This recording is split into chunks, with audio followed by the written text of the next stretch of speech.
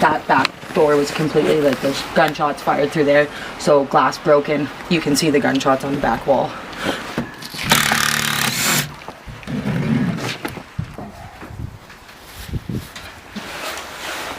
So he was right here, huh? Yeah.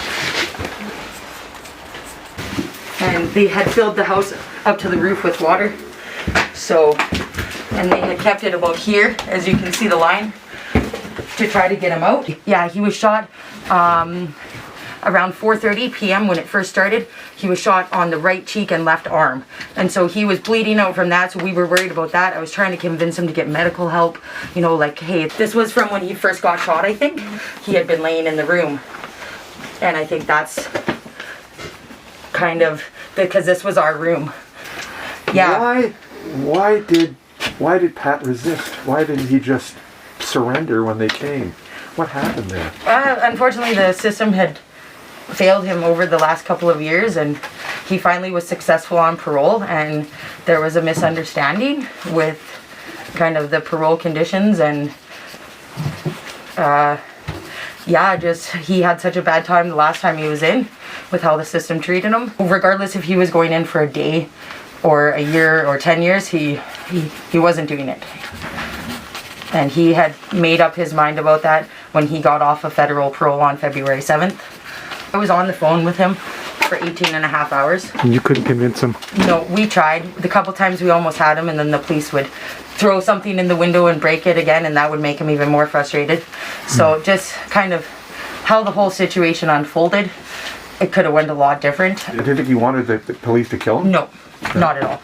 No, I mean, the guy was 45, but he was like a 25-year-old. Especially now because he was off parole. Things were going really good financially, emotionally, physically. They were going great. So no, not at all. And I think too with how the search warrant went down and how nobody knocked on the door, I think that was kind of what scared them, and them just being surrounded. It's like, just come knock on our door. You know what I mean? This could have went way differently. Yeah. So you can see, like, he was obviously hanging out in the bathroom, because that's like a torch he would use to light his cigarettes. So that was kind of one thing. I noticed there was some food that he was eating. Just, I think more for protection he was in here.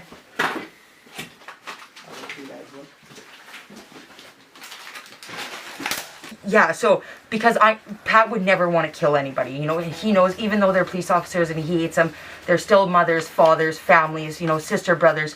He would never want to take a life, you know. So it wasn't, okay, I'm going to fire with the intent to kill. It was, I'm firing because I'm warning you guys, you know, I want to come out, but like mentally I can't handle doing this right now.